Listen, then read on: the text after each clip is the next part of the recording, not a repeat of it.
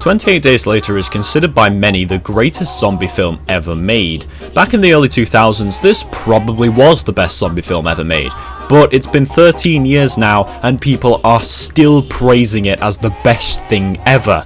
Almost every horror movie related list on IMDb puts 28 Days Later at number 1. So, let's take a look at the greatest zombie film ever made. The movie starts with some activists releasing monkeys from a lab, and that's basically our explanation of how the outbreak started. During the scene, a scientist does see them and tries to explain that the monkeys are infected, but does an unbelievably bad job at it. I know who you are.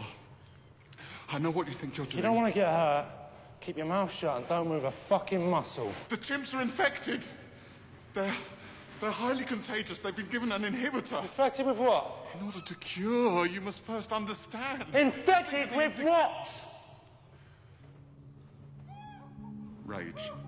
So I'm actually going to have to number the problems in this opening scene, otherwise I'll be here ranting for hours about how bad this all is. Number 1. We learn from the CCTV camera that this is the Cambridge Primate Research Centre, which was very, very controversial in 2002 because it was revealed that they were treating animals horribly and doing awful brain experiments on them. But those experiments involved removing parts of the brain to cause strokes and Parkinson's disease. None of those experiments involved creating a highly infectious pathogen capable of wiping out the entire planet. Now you could argue that the movie creators are just being creative, but I find this ridiculous because of... Number 2. This is probably the worst lab in the entire world. It's dimly lit and doesn't seem to have any safety precautions whatsoever. The only way you can call for security is by using a single phone that you have to dial, and the front door simply requires one keycard. The cages are extremely easy to open because all they seem to need is a pair of bolt cutters. Apart from all that, but the room never looks like it's been so much as dusted. I don't even think these activists needed to break in and release the virus. I think these idiots would have just released it themselves. Number 3. This guy is an idiot. I'm guessing it's his job to work with diseases and other things that make people ill. So instead of just choosing from one of the many highly infectious diseases, instead he just decides to be as vague and cryptic as possible. I mean, he literally could have said anything. He could have said they're all infected with super Ebola that passes through the air. Or he could have said if they open the cages, the whole room will fill with gas and they'll all die. He could have literally said anything other than what he said. You retard. Number 4. So you probably noticed that this film looks like ass. That's because the entire movie was filmed using SD camcorders. I have no idea why they filmed it in SD, but it looks awful and there's nothing I can do about it. This is literally what the entire movie looks like from beginning to end.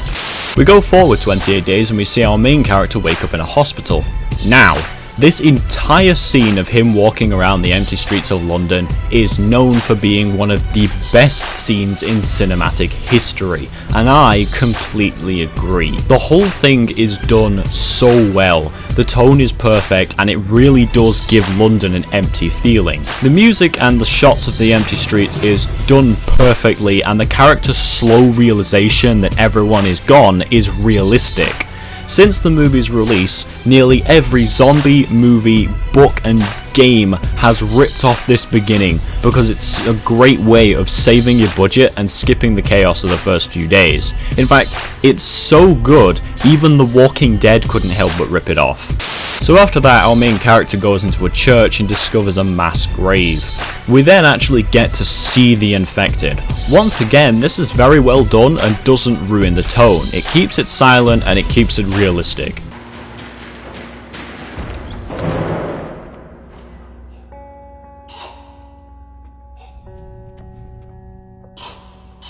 Water.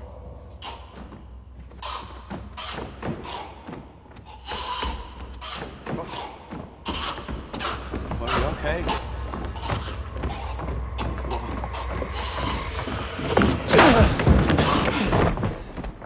So our main character is chased outside, and we see that it's now getting dark.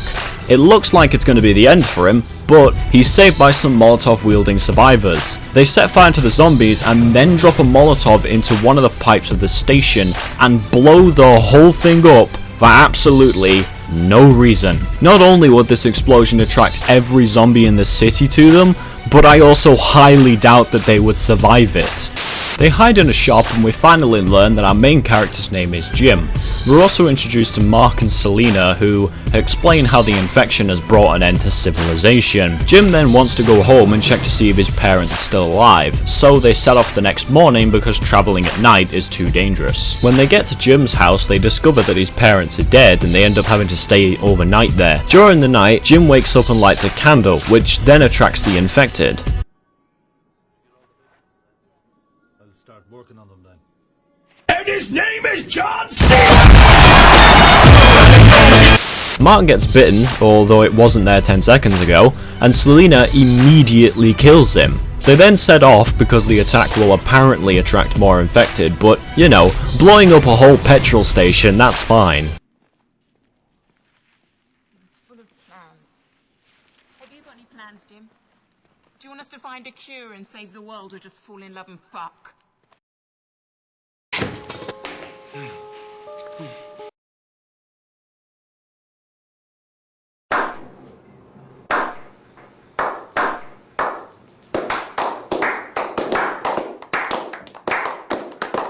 As they're walking along, they notice a flashing light at the top of an apartment block. Surely this flashing light would attract loads of infected. I mean, the tiny light from the candle attracted 2 of them. Imagine how many this huge flashing light would attract. But it doesn't attract any because the guys in charge of continuity are clearly drunk. Anyway, they go inside and climb up some shopping trolleys, making as much noise as humanly possible. They begin walking up the stairs, but have to stop because Jim gets a headache.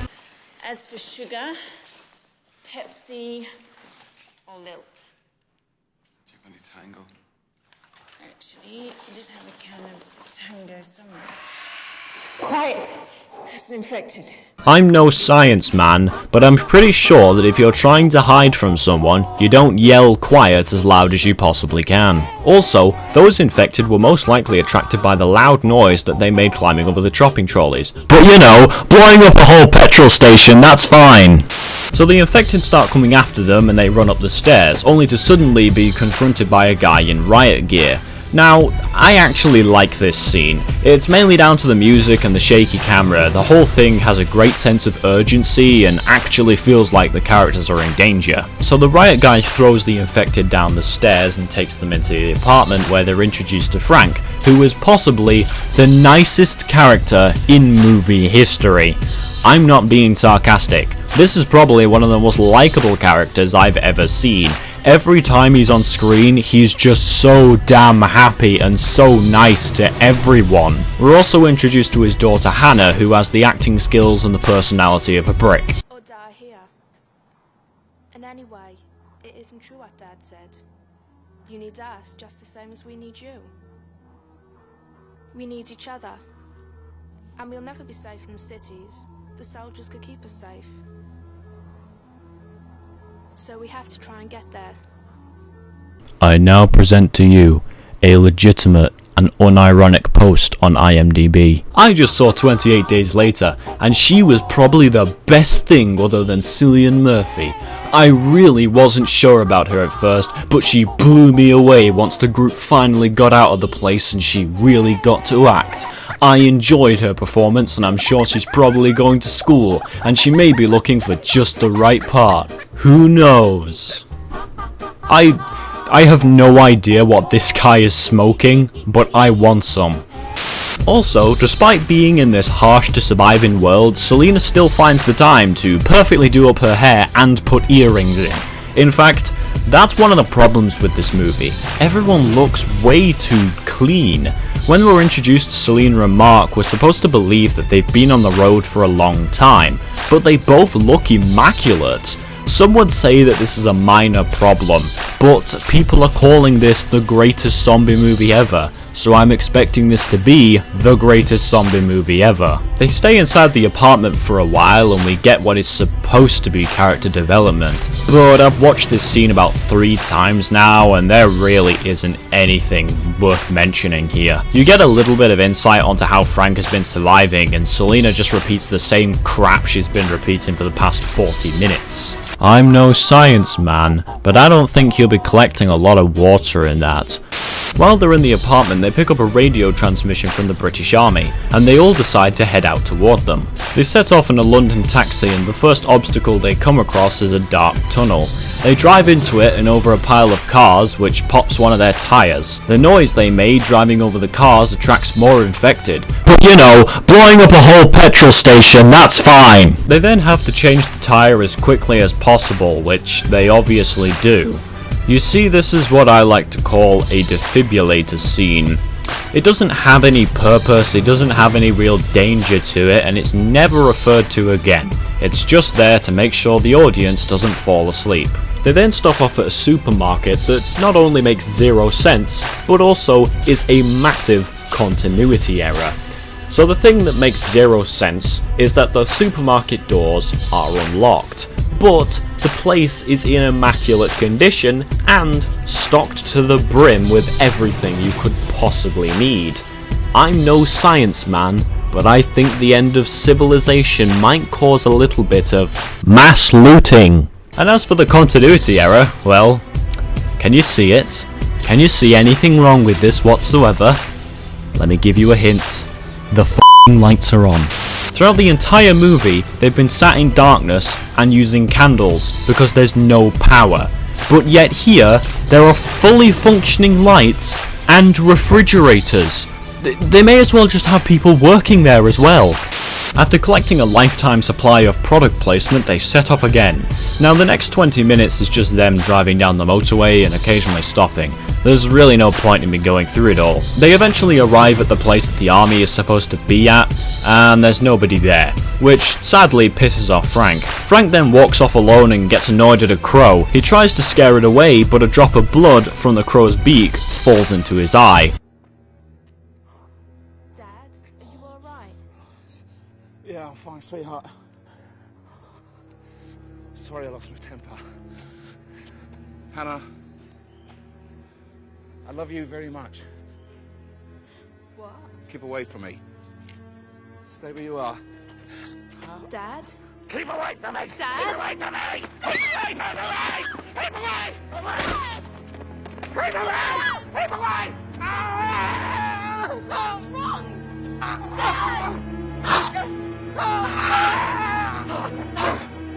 Jim! Jim, he's infected! No! Jim! No! Jim, kill him! Kill him!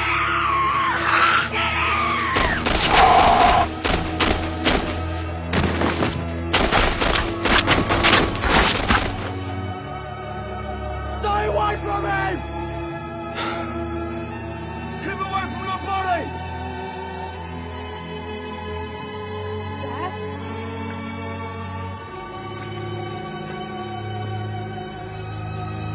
Hello there, Mr. Cameraman. Hannah, Jim and Selena are saved and taken away by the army, but unfortunately, just like Frank, the movie dies. They get where the army is holding out and Jim is shown around the base by their leader, who is called Major Henry, played by Christopher Eccleston, who most people will know from Doctor Who. While they're eating dinner, a mine planted by the soldiers goes off, so they rush outside to shoot lots of infected.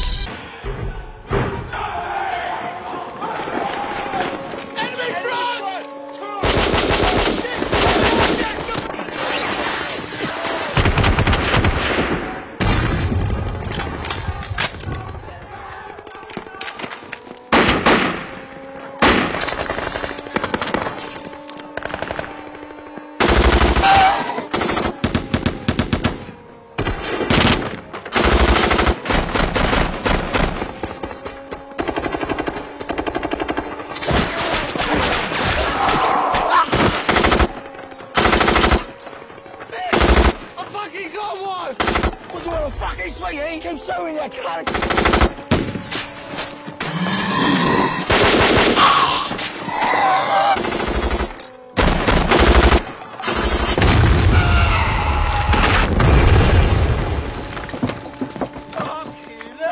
So here's what we've learned. Blowing up an entire petrol station won't attract infected.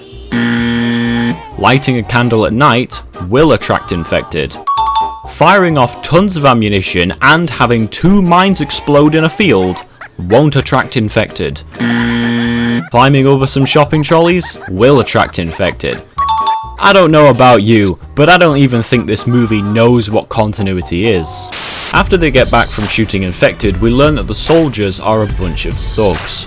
The captain then takes Jim into a room and asks him to join them, but he also explains their true intentions and why they set up the radio transmission. 8 days ago, I found Jones with his gun in his mouth. He said he was going to kill himself because there was no future. What could I say to him?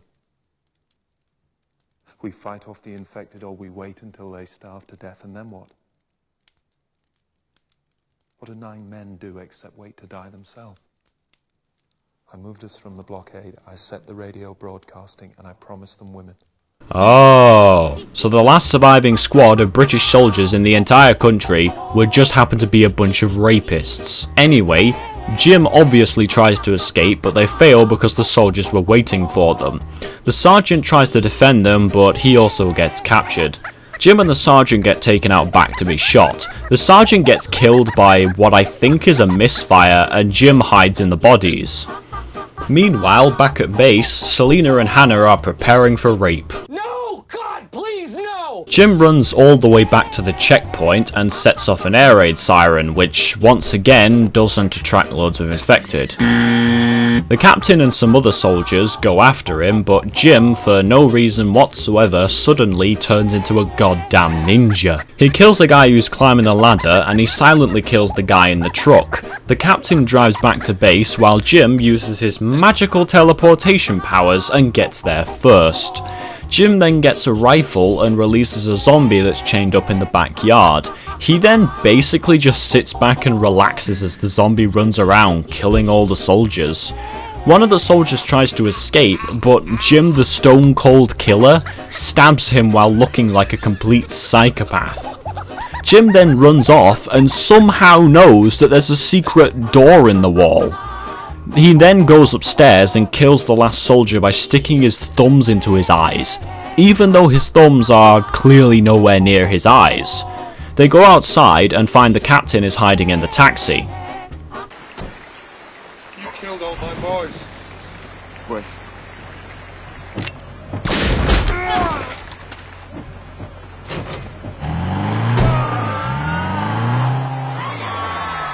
Hannah!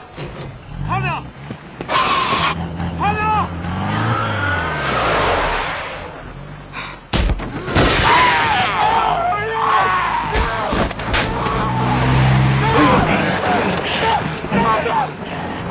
The movie then shows us them all living far away in a cottage somewhere.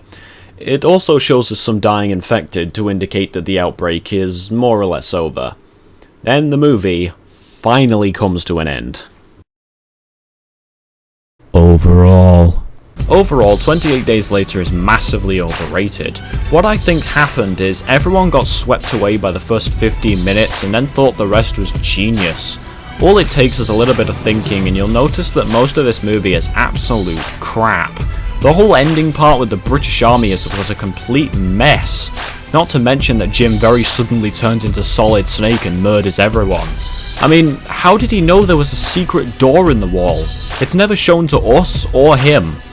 So, to all the people who keep saying that this is the best horror movie of the decade or the best horror movie ever made, just please stop, because it's really not that good and it's really not worth your time. Somebody go get the